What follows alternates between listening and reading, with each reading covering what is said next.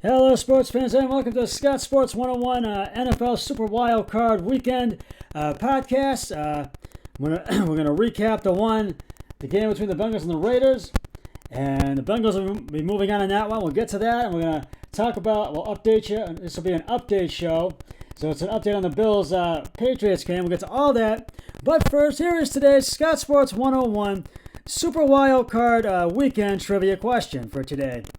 And it is a Bills trivia question. Which of the following threw the most interceptions in a Super Bowl? I will have the answer later in the podcast. Well, right now it's in the fourth quarter between the Patriots and Bills, and the Bills are walloping the Patriots 40-10 in the fourth quarter with 10:13 left to go. It's 1st and 10. And the Bills have the ball. We're going to give you an update. I'm going to just update you right now. In the first quarter, the Bills scored their first touchdown. Josh Allen passed short right to Devontae Knox for an 8-yard TD. Jordan's Bass's extra point is good. It was 7-0. Buffalo, and then New England went. New England went 3 out and had the punt, and then after that, and then the Bills got the ball back and scored their second touchdown of the game. Josh Allen's pass short middle to Knox for the 11-yard touchdown. Bass's extra point is good, and it was 14-0. Then the New England had an interception, and the Bills got the ball back, scored their third touchdown of the game. Devontae Singletary,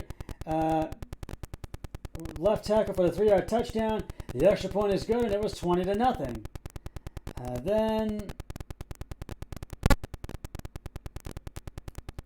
And then they intercepted again.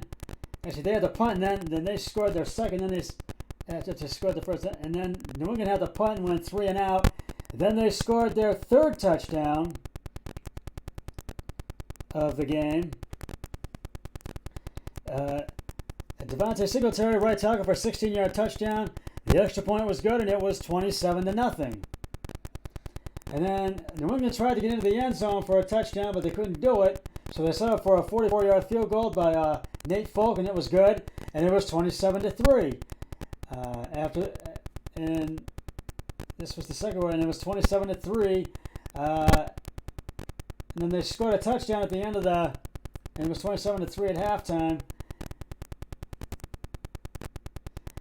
And then Josh Allen pass deep left to Sanders for the 34-yard touchdown. The extra point is good. Actually, it was no good, and it was 33-3. Was missed. And then Mac Jones, the Patriots finally scored their first touchdown of the game. Mac Jones passed short left to Bourne for the 3-yard touchdown, and it was Nate Folk's extra point is good. It was 33-10. And right now in the fourth, Josh Allen passed deep to Davis. So I think it was Greg Davis for the 19-yard touchdown. Bass's extra point is good, and it was 40-10. And right now, that's where we stand right now. And right now, it is fourth quarter, and it was 2nd and goal, and it's 40-10. Bills, and I picked the Bills to win tonight's game, and we're going to go back to talk about right now the game between the Bengals and Raiders, the Cincinnati Bengals. And this was the Raiders and Bengals had their work cut out today.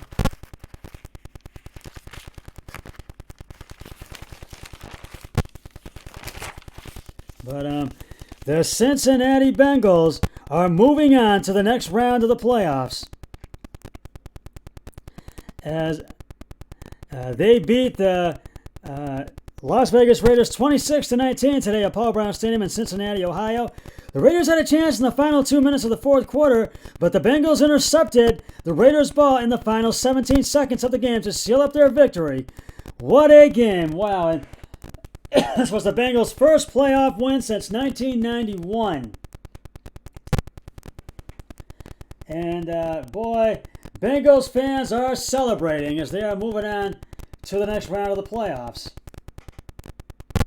So,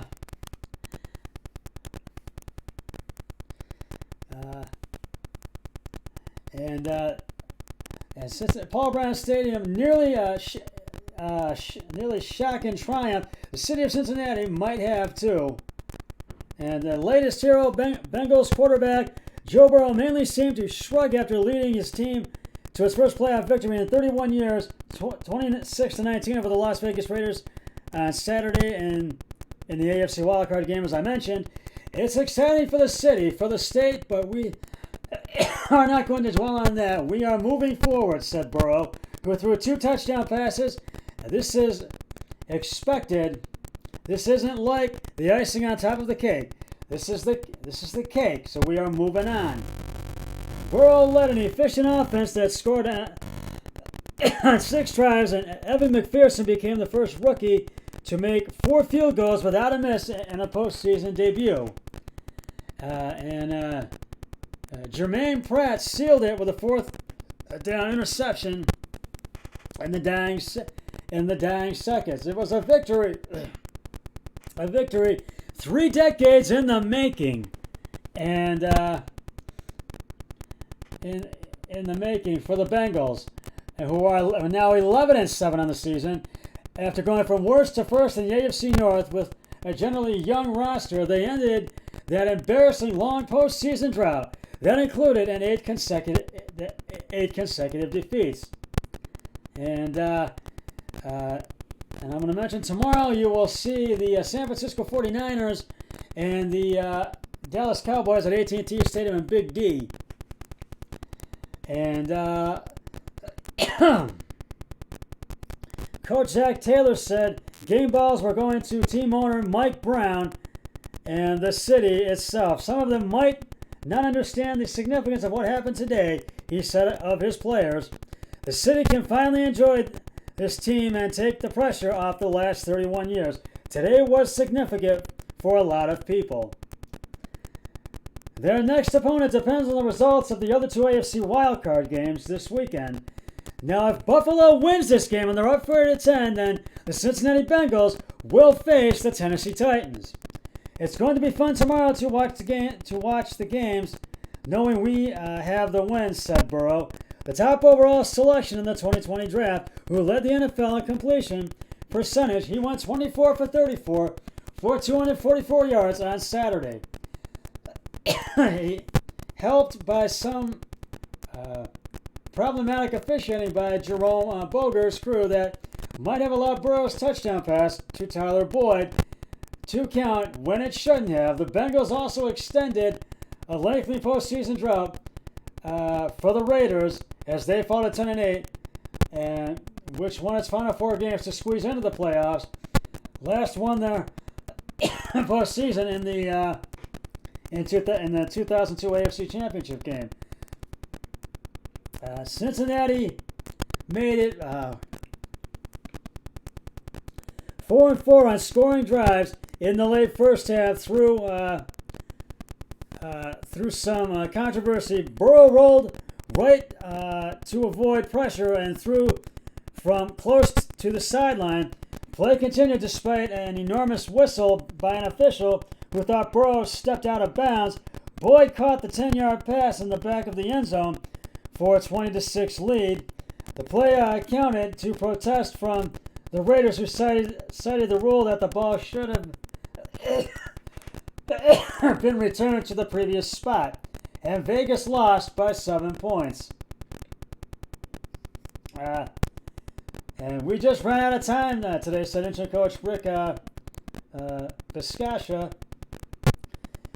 We did some uncharacteristic things with some penalties and gave up some drives and didn't capitalize when we had it in the red zone. So it just didn't go our way. Daniel Carlson, the league's top scorer, made a 47-yard field goal on the game's opening possession, and the Bengals countered and kept scoring through mostly field goals. Burrow took Cincinnati 75 yards in 10 plays, connecting with C.J. Uzomah in the front of the end zone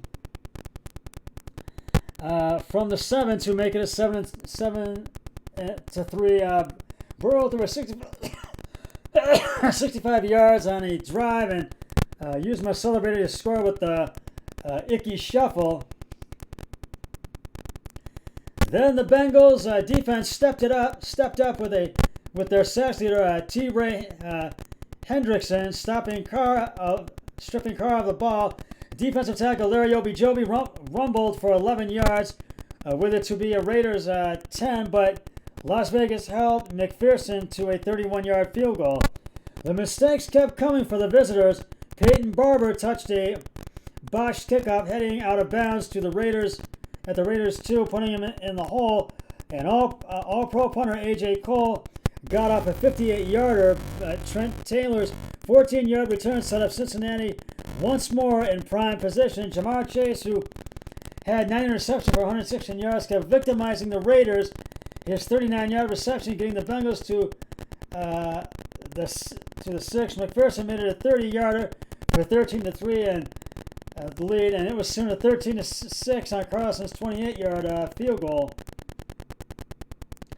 Then came Boyd's TD, followed by an impressive 2-minute drill covering 80 yards for the Las Vegas, capped by Carr's 14-yard pass to Zay Jones that made it 20-13. McPherson, a 5th-round draft pick last April, made it 2 more second-half field goals, as did Carlson. Carr finished 29-54 for 310 yards. The crowd of 66,277 fans, hungry for some playoff gold, had to hold their breath before getting it. I think Jamira has made a really big step this year. Taylor said, "I thought last year was a good step. I think this year he has made a tremendous jump. Super reliable for us." And the Raiders head home to contemplate missed opportunities and begin their long off season. The Bengals, as I've said, are in the divisional round of the AFC playoffs. So, boy, what a game. And I got to give out game balls right now. Joe Burrow, 20 of 34 carries and attempts, 244 yards, 2 touchdowns, no interceptions. Joe Mixon, 17 yards, 17 attempts, 48 yards, no touchdowns. Jamar Chase, 9 receptions, 116 yards. But what a game. And the Bills have just gone up on the Buffalo Bills 47-10 with 6:02 left to go in the fourth quarter. And we'll talk about more in just a sec, but right now I've got to reveal the answer to today's Scott Sports 101 Super NFL Wildcard Weekend Trivia question, a Bills one. Which of the following threw the most interceptions in a Super Bowl? And if you said Jim Kelly, you are correct. Kelly and the Bills threw 5 interceptions in Super Bowl 27 against the Dallas Cowboys in their 52-17 loss. I'll have another trivia question on my next podcast, so stay tuned for that. I took Cincinnati. I won on that one. So I'm 1-0 right now. I picked Buffalo to win over New England, and Tampa Bay will play Philadelphia in Tampa Bay tomorrow. And I picked the Philadelphia Eagles to win. I picked the Tampa Bay Buccaneers, to win that one tomorrow. And the San Francisco 49ers will play Big D in San Francisco. I picked Dallas to win that one. Sunday night, Pittsburgh, KC. I've taken KC for that. And Monday, I've taken the Rams to beat Arizona. Well, that's just about going to wrap it up for the Scott Sports 101 Super Wild Card Weekend update show. I'll be back with the post-game show once the Bills and Patriots have concluded.